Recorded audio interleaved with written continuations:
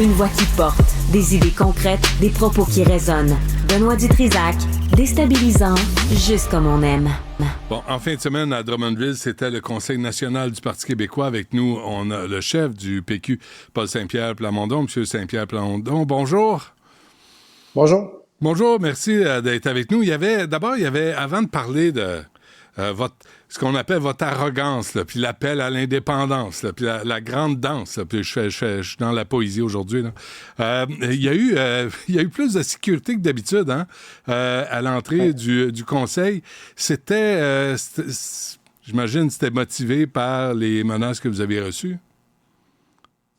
Entre autres, mais c'est motivé par une détérioration de l'environnement politique qui, partout dans le monde, amène un degré de risque qui est plus élevé. Donc, dans la foulée des menaces que moi j'ai reçues personnellement, on a posé la question à la Sûreté du Québec. Qu'est-ce qu'on devrait faire? Quelles sont les meilleures pratiques pour que nos membres, nos élus, puissent se rendre à nos rassemblements de manière très sécuritaire? On se souviendra aussi que le Parti québécois a une historique très, très précise, là, notamment l'attentat contre Pauline Marois, qui fait en sorte qu'on veut avoir les meilleures pratiques. On a posé la question à la Sûreté du Québec et ils nous ont accompagnés dans la mise en place là, de mesures pour rendre l'événement le plus sécuritaire possible. On est rendu là. Est-ce que c'est aussi parce que c'est le Parti québécois, puis là, on voit les sondages, on vous voit monter, on vous voit comme une menace là, pour le fédéralisme, pour le statu quo? Oh oui, ça joue. Évidemment, le Parti québécois, lorsqu'il était à 9%, je recevais pas beaucoup de menaces, puis mes adversaires n'utilisaient pas des épithètes de dénigrement pour essayer de m'affaiblir politiquement. Ouais. Cet environnement-là, mis ensemble, évidemment, qu'il augmente les risques. Vous avez fait une sortie, là. Il y a des gens qui disaient que vous êtes arrogant de prétendre devenir le prochain gouvernement au Parti québécois, alors que vous êtes, on le rappelle, 4 sur 125. Vous vendez la peau de l'ours avant de l'avoir tué. Vous êtes un radical. Vous misez sur la peur. Vous rêvez en couleur. Ça doit être le fun de créer toutes ces réactions-là. J'adore ma job. Non, mais c'est parce qu'il y a un moment où trop c'est comme pas assez, puis le ridicule, tu sais, tout ce qui est excessif devient très peu crédible, devient un peu ridicule. C'est sans aucune prétention, et je l'ai dit dans mon discours en point de presse aussi, ça n'a rien à voir avec les sondages du Parti québécois, ni avec l'élection de 2026. C'est simplement le constat que si on prend un pas de recul et on regarde le rapport entre le Québec et le Canada, et à quelle vitesse s'accélère une volonté canadienne de imposer son modèle sans l'accord du Québec, sans de respect pour les compétences du Québec, sans respect pour la langue française et la fragilité de l'avenir culturel et linguistique du Québec. Ouais. Tout ça me fait dire avec conviction et avec certitude qu'il y aura rapidement, beaucoup plus rapidement qu'on aurait pu l'imaginer il y a quelques années, un rendez-vous avec l'histoire. Et j'ai dit à mes militants, tu sais, on va juste devoir choisir comment on s'inscrit dans l'histoire, mais on n'échappera pas à l'histoire. Soit qu'on va choisir un destin qui est celui de demeurer dans le Canada et de vivre le déclin et la marginalisation que tous les francophones dans les autres provinces ont déjà vécu, ou on va choisir le destin de sortir du Canada et donc de se donner une stabilité, une pérennité linguistique et culturelle et de se donner le choix de décider comment notre argent est dépensé, parce que ça aussi, c'est un gros problème avec Ottawa. OK. On va parler d'Ottawa, du Canada et du Québec après, M. Saint-Pierre Plamondon, mais le Canada, là, il y a le budget après-midi. On est plus comme ça là, dans la dette. On a notre part de cette dette-là là, qui s'accumule, qui s'empile. Parce que si vous voulez faire un pays, il va falloir qu'on aille chercher notre part de dette aussi. C'est parfait pour noyer le Québec, ça. Ben en fait, en effet, c'est une tradition trudeauiste. Le père comme le fils y est allé de manière complètement irresponsable sur l'endettement. Donc, sous Justin Trudeau, la dette a doublé, passant de 600 milliards à 1 200 milliards. Et ça ne correspond à aucun nouveau service. Même le directeur du budget fédéral a dit qu'il y a une détérioration des services. Pendant ce temps-là, à Québec, on est sous asphyxie fiscale, on a de la misère à financer la santé parce qu'on a obtenu 1 sur 6 milliards qu'on est supposé obtenir du fédéral. on a de la difficulté à financer des services, on a une pression migratoire qui nous est imposée par le Canada. Donc, il y a là un des meilleurs arguments, un des arguments les plus urgents pour l'indépendance. Sortons d'un cadre financier qui est du gaspillage, sortons d'un gouvernement de trop qui prend 82 milliards de nos impôts pour presque aucun service et pour en plus des décisions irresponsables sur le plan de l'endettement. Là, juste pour vous donner une mesure, notre part de l'endettement de Justin Trudeau depuis qu'il est au pouvoir, c'est 15 milliards à chaque année. Donc, quand on vit avec grand témoin... Il nous envoie un beau 9 milliards en péréquation, M. Saint-Pierre Plamondon. Là. Vous devez dire merci à Justin. Là. C'est précisément pour ça qu'on a fait le budget de l'an 1. C'est de dire, écoutez, quand on prend tous les facteurs mis en commun, dont les investissements directs dans l'économie, là où le Québec en a moins dans certains secteurs, on se rend compte qu'un Québec indépendant serait en légèrement meilleure posture, mais surtout, on pourrait décider nous-mêmes d'où on envoie notre argent, plutôt que d'être pris avec un Pierre Poilievre ou un Justin Trudeau qui décide à notre place dans un Parlement où on a seulement le 5e des sièges, puis que le 4/5e chante « God Save the King ». Je dis, pourquoi on resterait là? Et ça, il faut le rattacher aussi avec le reste de l'histoire du Canada. Quand mes adversaires me traitent de radical, ce qui est radical, c'est l'histoire du Canada vis-à-vis des francophones puis les peuples autochtones. C'est une histoire qui est constante et qui, durant toute son histoire, a écrasé les francophones et les peuples autochtones. Il faut lire l'actualité à travers des constantes dans l'histoire du Canada. Moi, j'ai trouvé... j'ai ri un moment donné quand j'ai lu Marc Tanguay dire que vous misiez sur la peur. 2 fois, là, dans son message sur X, parlait de la peur que vous générez. Faut quand même avoir du front quand tu fais partie du mouvement fédéraliste et venir... De la peur. Tu sais, Jean Chrétien l'a pas utilisé à moitié, la peur. Hein? Non. C'était vraiment, d'ailleurs, en Écosse aussi, ils ont suivi le plan de match fédéral canadien. Puis c'est vraiment la peur. Il faut distinguer la peur de ce qui est factuellement vrai et vérifiable. Donc, si une suite d'événements, comme par exemple dans les derniers mois, jamais un premier ministre canadien n'aura été aussi peu respectueux, aussi intrusif dans les champs de compétences du Québec que Justin Trudeau, ce fait-là, il est vérifiable. C'est pas une bonne nouvelle, c'est pas positif, mais il faut pas justement avoir peur au point qu'on n'est pas capable de nommer la réalité. Et ce que Marc Tanguay, je pense, essaie de faire, c'est que il est comme à une étape du fédéralisme où il n'y a plus personne au Québec qui croirait un discours du Québec qui revient dans le Canada dans l'honneur et l'enthousiasme, pour reprendre Brian Mulroney. Il n'y a plus personne au Québec qui croit que le Canada prend ses décisions dans le respect et en fonction du Québec. Tout ce qui leur reste, c'est de déformer juste assez mes propos pour créer assez de division dans l'espoir de profiter de cette division-là.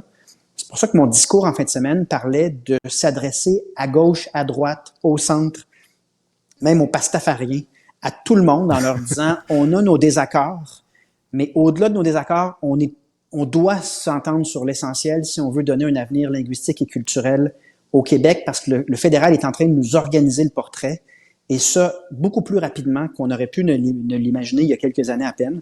Okay, donc là, il faut le saisir, puis il faut...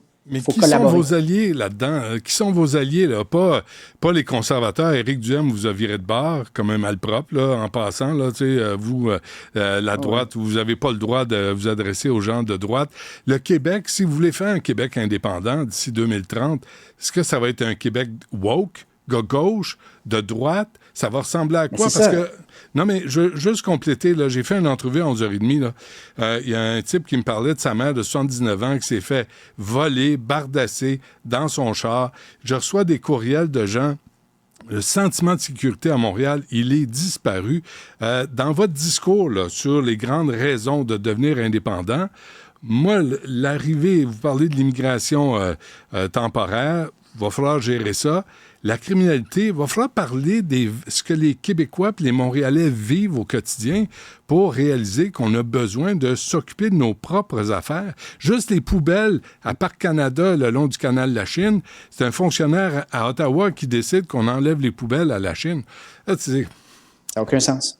Ça n'a aucun sens, mais j'ai parlé notamment de sécurité la semaine dernière en point de presse. J'ai pas été repris pour des raisons que je trouve étranges parce que je parlais de la sécurité dans le métro.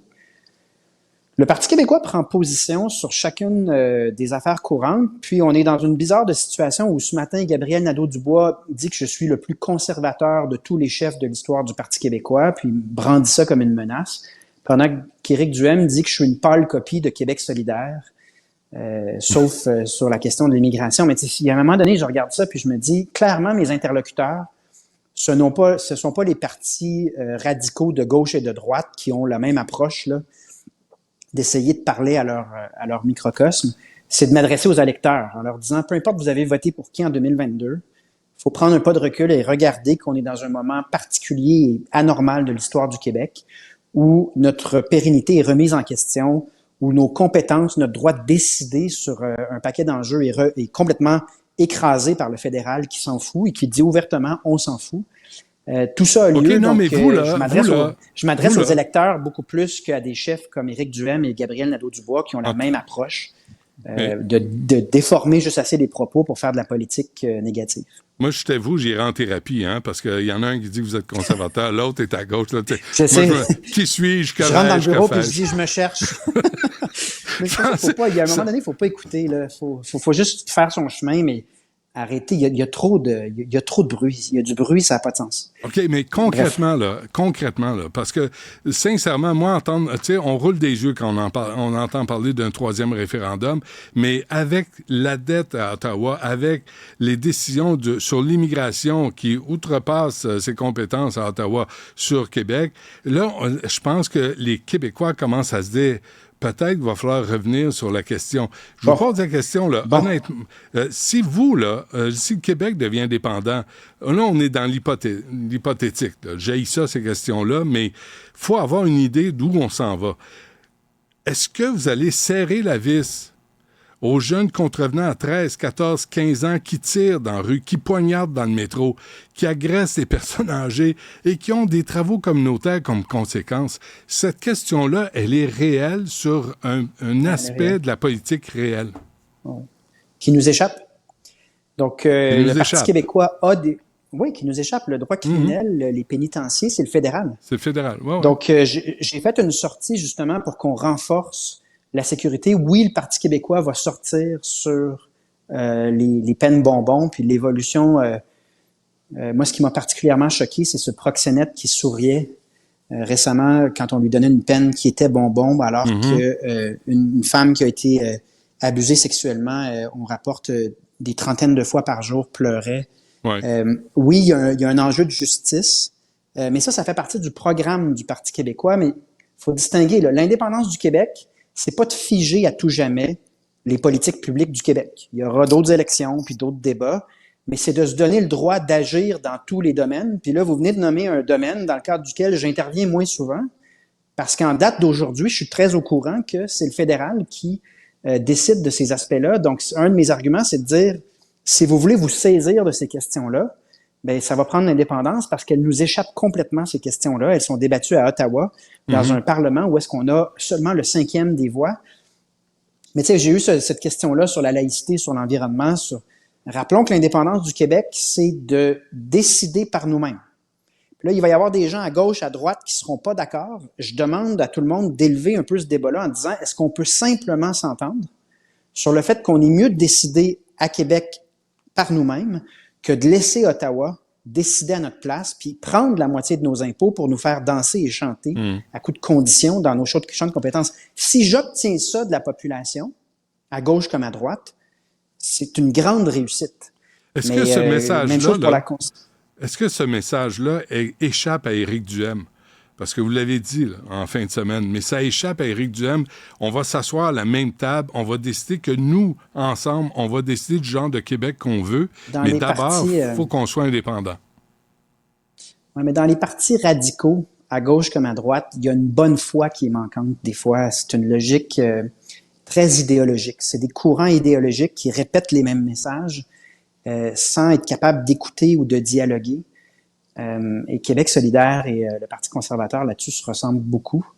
C'est pour ça que je vous parle plus de la population des électeurs que des partis qui ont le réflexe de protéger leur microcosme, de protéger leur fief, indépendamment de l'intérêt supérieur du Québec. OK, parlons des Québécois, des Québécoises.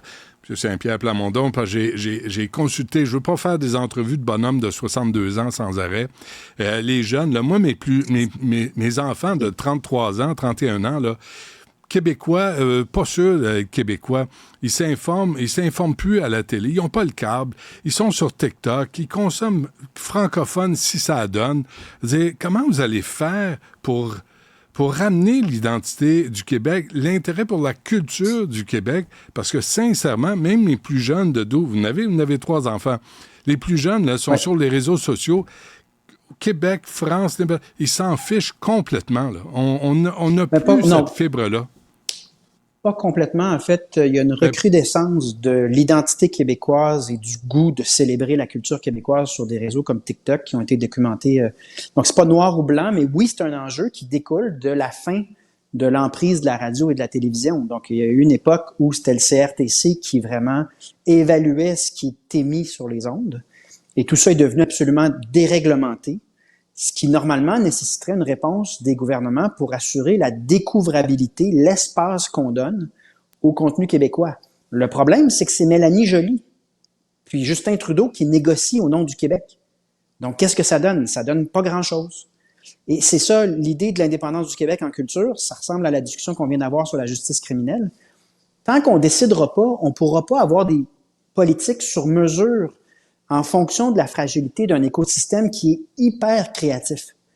On n'a pas de problème de créativité puis de contenu de qualité au Québec. On a un problème de donner une vitrine à ces produits-là dans une espèce de chaos de plateformes en ligne qui répondent à aucune norme désormais.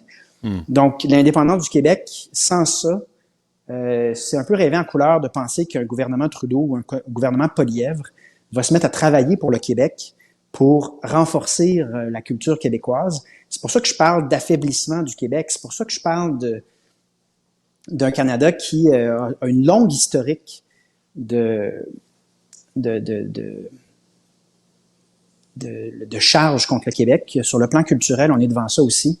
Une régression qui est directement liée au fait que c'est le fédéral qui nous représente au lieu qu'on se représente nous-mêmes. On est à 2 ans des élections, là, puis là, ça va bien, votre affaire, là, au PQ. J'imagine que vous êtes un peu étonné même de votre propre succès, mais on assiste à une vague, là, mais vous savez comment ils sont, les Québécois, hein? Tu sais, une vague, là, ça s'échoue sur une plage à Cancun, où t'es avachi sous le soleil avec un margarita. C'est pas pire, c'est à Cancun. Ouais, mais c'est au Mexique, puis tu veux pas de chicane, puis là, qui s'arrange. Vous savez comment on est, là. Tu sais, on vous aime bien, puis vous êtes bien fin, puis là, vous élevez le débat, puis vous êtes un ange, là, en politique, mais quand va venir le temps de voter, René Lévesque l'a vécu, Jacques Parizeau l'a vécu, Lucien Bouchard l'a vécu, quand vient le temps de voter à la bonne place pour les bonnes raisons, là, tout à coup, c'est un paquet de troubles. Rappelons que René Lévesque a formé un gouvernement en 1976 contre toute attente.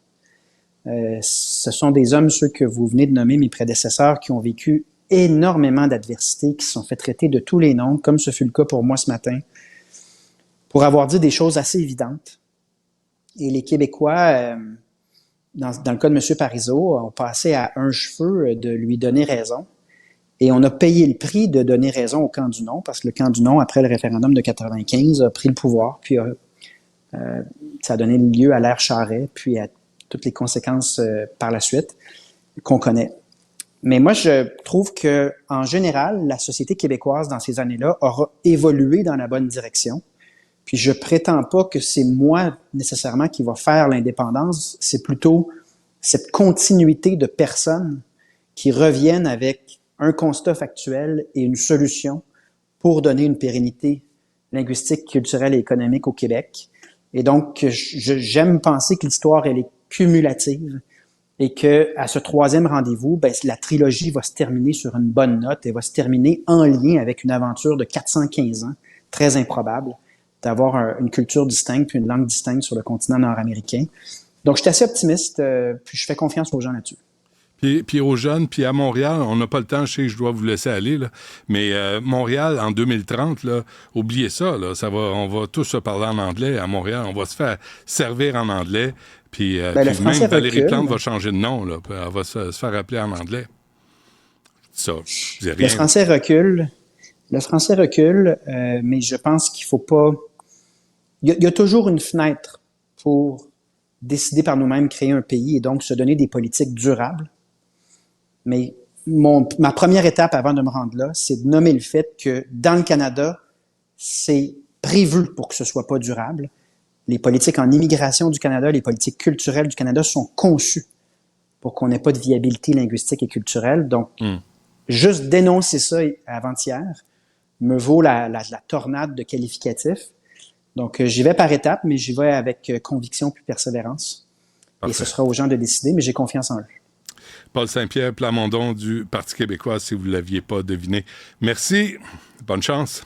À une prochaine. Bye-bye.